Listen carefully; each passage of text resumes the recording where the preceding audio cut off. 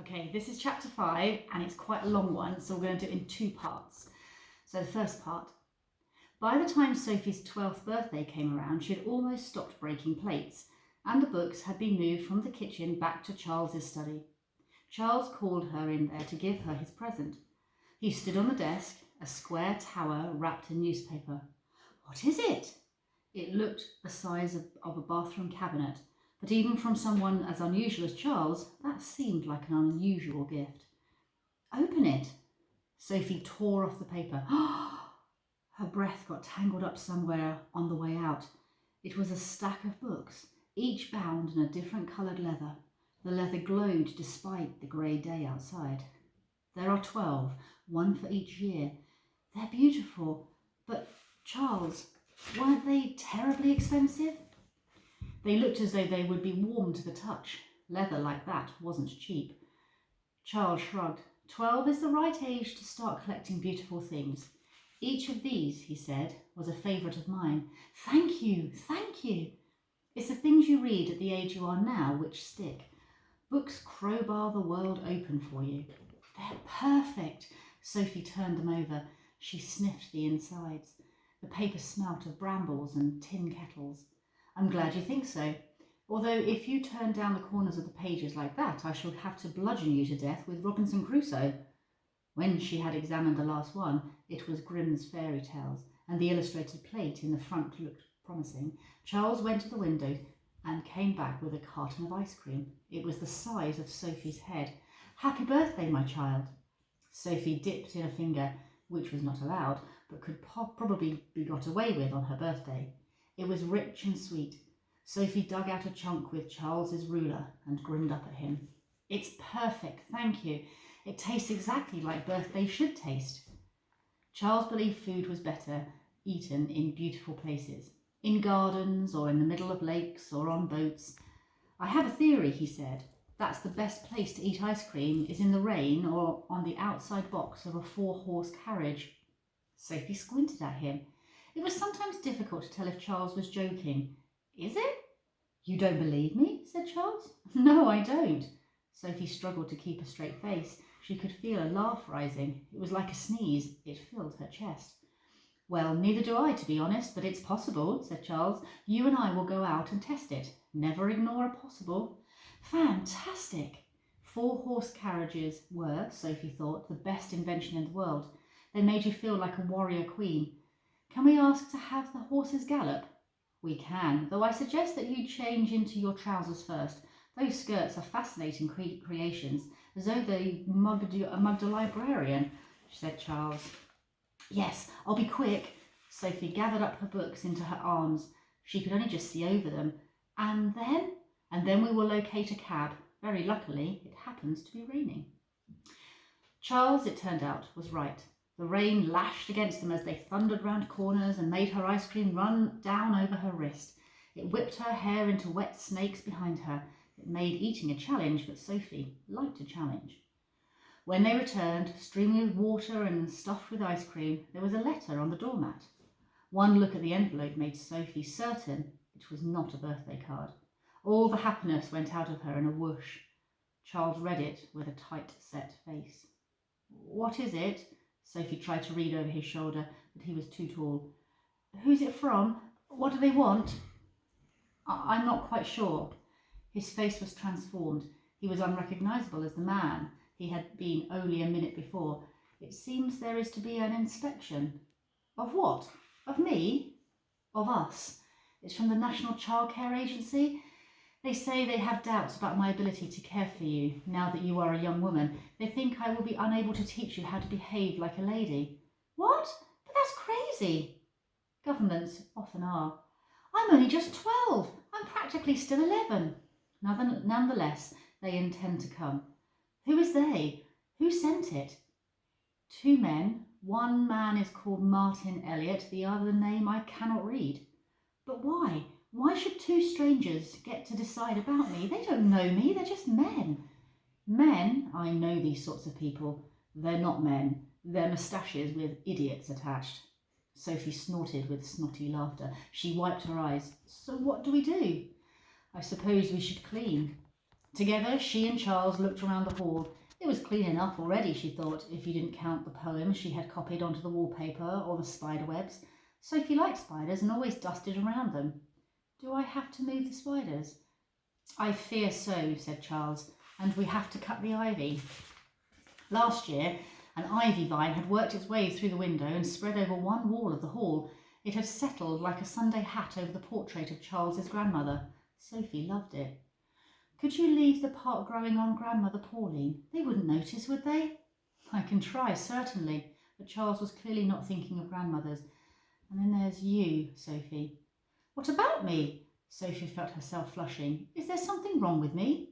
To me, of course, you are as close to perfect as a human being can be. But I have a suspicion, though please do correct me if I'm wrong, that your hair will not meet with approval. No, not the front. Here at the back. Sophie groped around the back of her head. What's wrong with it? Nothing is wrong with it exactly. It's just that it resembles a ball of string. I believe hair is more usually described as a curtain or a wave. Oh. It was true, she supposed, that she had never read about a heroine with balls of hair. Leave it to me. That night, Sophie went to battle with her hair. At first, her hair seemed to be winning. The knot was at the base of her neck, the most awkward place to reach. It was usually the way with knots. Grimly, Sophie tugged until she had a handful of hair in her lap, but the knot was enormous. She pulled vengefully, and the comb snapped in two and stayed there, hanging in her hair. She swore under her breath. Damn! Sophie ran down to the kitchen and found the scissors. She wove them into the middle of the knot and bit down on her tongue for courage and cut. It was surprisingly satisfying. When she had cut out the comb and most of the knot, she plaited her hair in a thick rope over her shoulders. Unless you looked closely, she thought, you'd barely notice. She felt gingerly at her scalp. Being unladylike, it was a painful enterprise. On the day of the inspection, Sophie scrubbed at her hands until her fingernails shone, and she had rubbed half the skin off her knuckles. Charles polished her shoes with candle wax and a lump of coal, and, as they had no iron, pressed her clothes with a hot brick. Charles mopped the floor, and Sophie soaped the walls until she was taken half the pattern off the wallpaper. She placed jars full of flowers over the house. Everything smelt of rose petals and soap. I think it looks fine, she said. Sophie had always loved the house, and it seemed especially handsome today. I think it looks perfect. Then they hovered by the door, unable to sit still. At the last minute, a thought occurred to Sophie. How long do I have until they come? She asked. 3 minutes or thereabouts. Why? I'll be right back. She took the stairs 4 at a time. In her bedroom, she powdered her nose with talcum powder and rubbed red paint on her cheeks and lips. There was no mirror. She hoped it looked right. Charles blinked when she came down. Sophie's suspicions that her cheeks were more clown than gracious young lady deepened, but before either had time to say anything, the doorbell rang. The woman in the doorstep had a clipboard and an expression like a damp sock. The man next to her had a briefcase and an elaborate facial hair. Sophie thought he looked faintly familiar. Charles whispered, "Moustache," and Sophie fought not to laugh. They led the pair into the sitting room. The couple refused all offers of tea and began their questioning at once. Sophie winced away from them. It was like being under fire. "Why isn't the child at school?" said the woman. Sophie waited to see if Charles would answer. When he didn't, she said, "I don't go to school." "Why not?" said the man. "I learn from Charles." "Do you have proper lessons?" The woman looked sceptical. "Yes," said Sophie, "of course I do." A useful sentence popped into her head. "Charles says, without knowledge, you only see half the world." "And these lessons take place every day?" "Yes," lied Sophie. In fact, they did lessons whenever either of them remembered. Sophie found it very easy to forget. "Can you read?" asked the woman. "Yes, of course." That was stupid. Sophie couldn't remember not being able to read, and more than she could remember not being able to walk. "Can you do mathematics?" Yes," said Sophie. That was true. Sort of. Although I hate the 7 times table. I like the 8s and 9s, though. "Can you recite your catechism?" "No." Sophie's insides grew colder. "I don't know what that is." "Is he a poet? I can do most of Shakespeare if you'd like." "No, thank you. That will not be necessary." "Can you cook?" Sophie nodded. "Plain cooking, pastry, a fine trifle for dinner parties." Yes, I think so. It wasn't a lie, she told herself firmly. She'd never made trifle, but anyone who could read could cook as long as you had the right books. You can't be eating well. You slouch, and you're too pale. Why is she so pale? For the first time, Charles spoke. She is not too pale. She is cut from the stuff of the moon. The woman snorted. The man was distracted, looking around the room. Is this where you do the lessons? He asked Sophie. Well, mostly do them, she had been going to say, on the roof, but Charles widened his eyes in warning, and his head gave the subtlest of shakes. Yes, she said, mostly in here. Then where do you keep your blackboard? Sophie couldn't think of a convincing answer to that one. She told the truth. We don't have a blackboard. And how do you expect to learn anything without a blackboard? Asked the woman. Well, I have books and paper and, Sophie said, brightening, I'm also allowed to write on the walls and draw as long as I don't do it in the parlour or the hall, unless I do it behind the coat stand. For some reason, the woman was not appeased by this. She stood and turned to the man. Shall we begin? I dread to think what we'll find. The pair marched through the house as though they were planning to buy it. They inspected the sheets for holes and the curtains for dust, and looked in the larder. They took notes of the rows of cheeses and jars of jam. Finally, they marched up to Sophie's attic room and looked through her chest of drawers. The woman drew out the red trousers, and the man shook his head sadly. The green pair, which had accrued some interesting stains around the ankle, made the woman shudder. Unacceptable, she said. I find it shocking, Mr. Maxim, that you let this go on.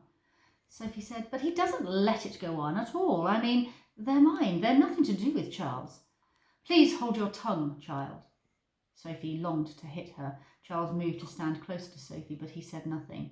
He had barely spoken, and he kept silence all the way downstairs, and only as he shook their hands did he speak a few words to the inspectors. Sophie strained but could not hear. She closed the door behind them and sank down on the mat. What did they say? Did I do all right? She chewed at the end of her plait. I hated them, didn't you? I wanted to spit. That man, he had a face like a baboon. He did seem excellent proof of the theory of evolution, didn't he? And the woman, I have never met wrought iron railings with more human generosity. What were they saying when they left? They said they're going to submit a report.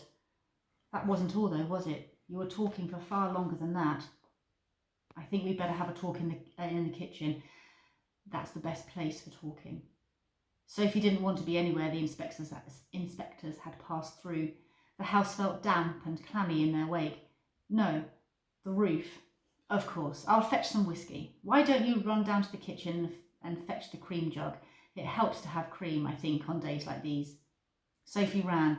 The cream jug was cooling in the icebox. There was jam and a fresh loaf from the oven. She added that. She found Charles perched on the chimney pot. Sit down, have a little whiskey. He looked about the rooftop for a glass, then handed her the bottle. Take a gulp. The whiskey made Sophie cough and spit, but he said, think of it as medicine. Yes, well done. Are you all right? Yes, of course. What's going on? What did they say? Sophie, you must try to believe what I'm going to tell you. You must try to understand. Can you do that for me? Of course I can, said Sophie. She stared at him indignantly. Why wouldn't I? Don't be too sure, my love. Believing things is a talent. Fine, I'll believe you. What is it? Have some bread and jam. You can dip it in the cream jug. What is it, Charles? Charles took some bread and rolled it between his finger and thumb. First of all, it will break my heart if they take you away. You have been that great green adventurer of my life. Without you, my days would have been unlit. He glanced down at her. Do you understand that, Sophie? You do believe me? She nodded. She flushed in a way she always did when people said nice things about her. Yes, I think I do. But there is nothing I can do to stop these people. You are not legally mine. Legally, you are the property of the state. Do you understand that? No, I don't. That's stupid. I could not agree more. It is nonetheless the case, my child. How can I belong to the state? The state isn't a person. The state can't love anyone. I know, but I believe they intend to take you. The pair didn't find say anything definite, but they hinted. Sophie's whole body felt suddenly cold. They can't. They can, my darling. Governments can do both great and stupid things. What if we run away to another country? We could go to America. They'd stop us, Sophie. They would tell the police I was kidnapping you. How do you know? I bet they wouldn't. Sophie jumped to her feet and tugged at his hand, his sleeve, his hair. Let's leave. We can just go, Charles. We don't need to tell anyone before they send in their report. Please. He hadn't moved. She took hold of his sleeve. Please. I'm so sorry, dear heart. He looked twice as old as he had looked at this morning, and she almost heard his neck bone creak as he shook his head. They would come and fetch you back, my darling. There are people in this world who come out in a rash at the sight of a broken rule. Miss Elliot is one such person. Mr. Martin Elliot is another. Sophie jumped up. Elliot! I knew he looked familiar. Charles, do you think they're related? Good Lord! Yes, in fact, quite possibly. My God, she once said her brother worked in government. The witch! Somehow the idea of Miss Elliot helped. Anger was easier than misery. I won't give up, you know. It made her feel tougher and meatier just to say it. I won't go. It was one thing to vow to be tough. When the letter came, toughness felt very difficult. It arrived on a grey Monday morning. It was addressed to Charles, but she would have opened it anyway, had he not taken it gently from her. She watched his face, but it was wary and tight, impossible to guess. Can I see it? Let me see, she asked before he could possibly be finished. What does it say? Is it good? Can I stay? You have to say I can. Let me see. Charles said, It's not. For once he seemed to be without words. He handed it to Sophie, and she held it up to the light.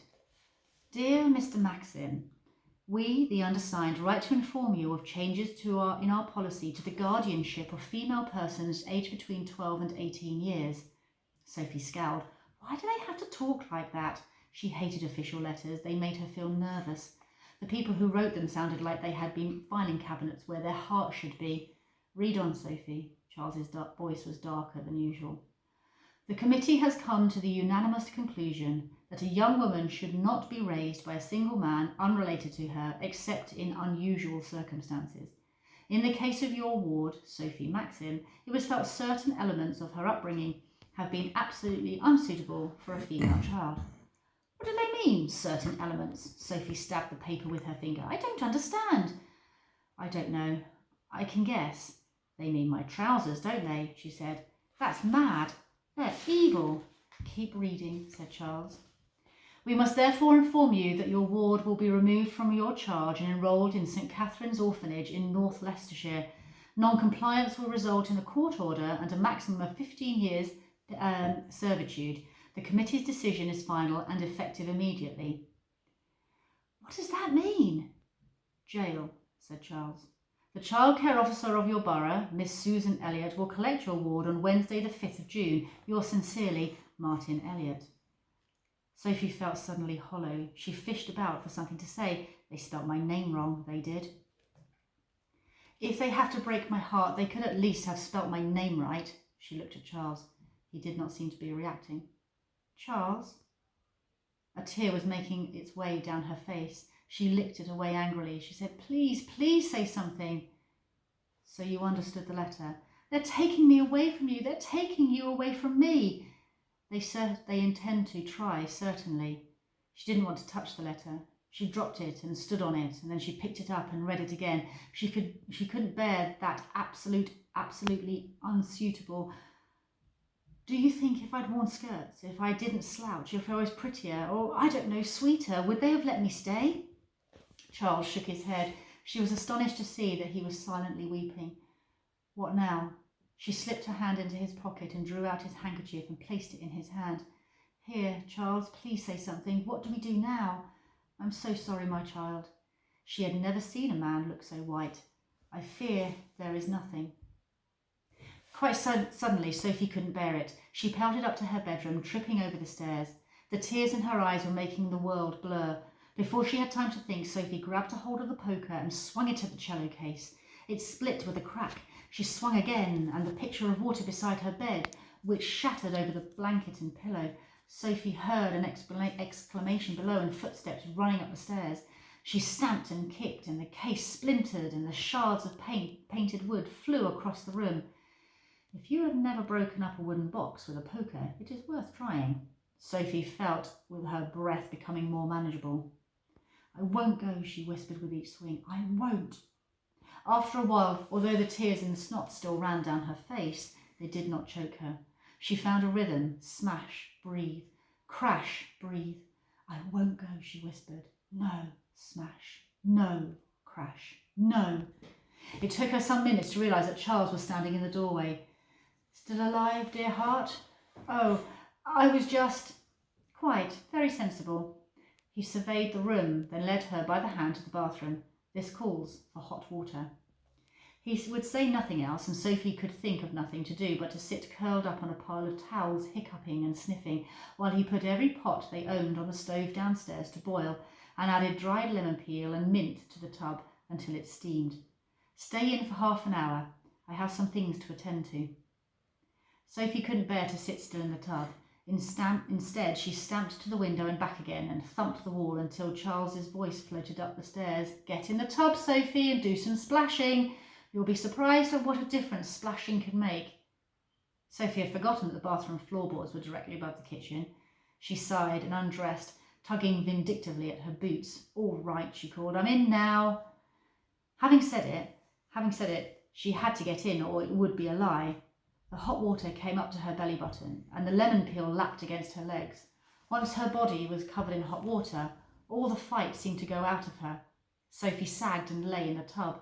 Her heart sagged too. She could think of nothing.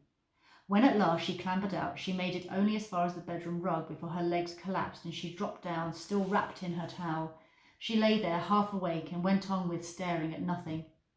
Gradually, the nothing changed into something. A small dot of light was playing against the wall, and she had been staring at it unseeingly for many minutes. She turned back to the pile of splintered wood that had once been the cello case to see what was casting the reflection. Then all her blood returned to her, and Sophie leapt up. Still half glued to the grain baize lining was a long shard of painted wood. Sophie seized it, catching a splinter in her thumb. "Ah!" Under the green baize there was a brass plaque nailed to the wood. The light had been dancing off it and reflecting a pinprick of sunlight on the far side of the room. On the plaque was an address. It was not in English.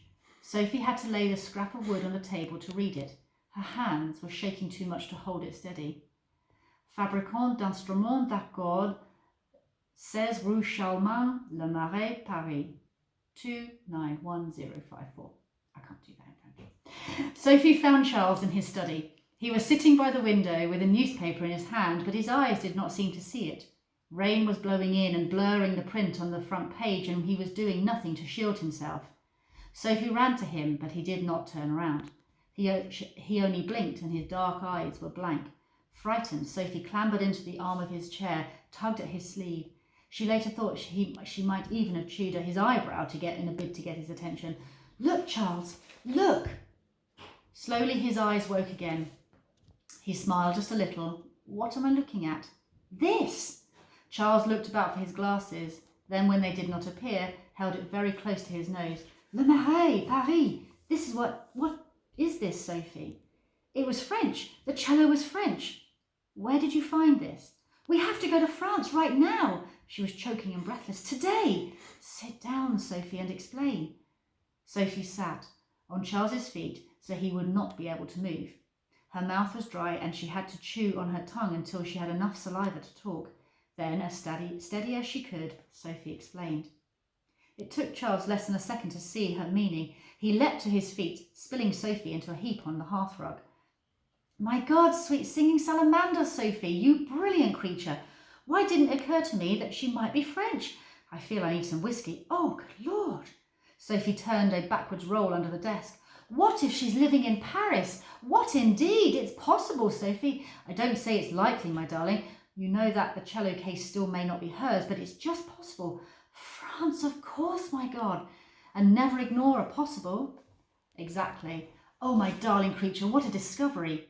He looked at the letter still lying on the desk. "We need to get out of here at any rate." "To Paris?" Sophie crossed every finger and every toe she possessed. "Of course, where else? Paris, Sophie, quick, to packing. Gather up your best pants and your whitest socks." It was like a bugle call. Sophie sprang up, then she said, "I don't think I've got any that are still white." "Then we'll buy new ones when we get there." Paris pants, yes please. Sophie laughed, but the letter from Martin Elliot was lying on the table. It seemed to watch her. She said, will they come after us? Perhaps, yes, quite probably. That's why we'll leave tomorrow. What, really? Yes, but truly, I wouldn't joke about such things.